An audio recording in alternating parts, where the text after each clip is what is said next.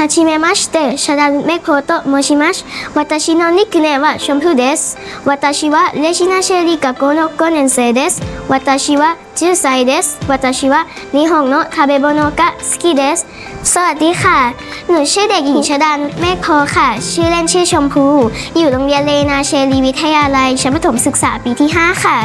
หนูชอบทานอาหารของญี่ปุ่นมากๆเลยค่ะ ขอบคุณค่ะこんにちは。私の名前はシャリンです。ニックネームシャリンです。11歳です。私は日本のアニメが好きです。สวัสดีค่ะ หนูชื่อชาลีนค่ะ ชื่อเล่นชาลีนค่ะ หนูอายุ 11 ปีค่ะ หนูชอบดูอนิเมะของญี่ปุ่นมากๆเลยค่ะ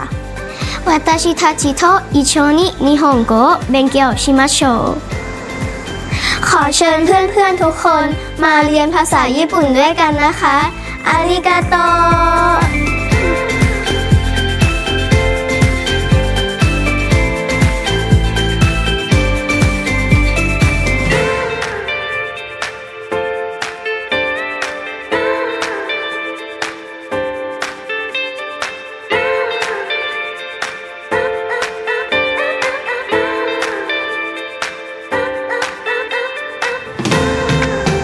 こんにちは、私はパイマイルです。こんにちは、私はフェイです。私たちはレジナシェリーの日本語専攻クラスで勉強している高校3年生です。私たちの学校は日本の大学や高校との交流がたくさんあります。同年代の日本人とダイレクトに異文化交流ができてとても楽しい授業をしています。来年私とファマイルは奨学金をもらい日本の大学で勉強します。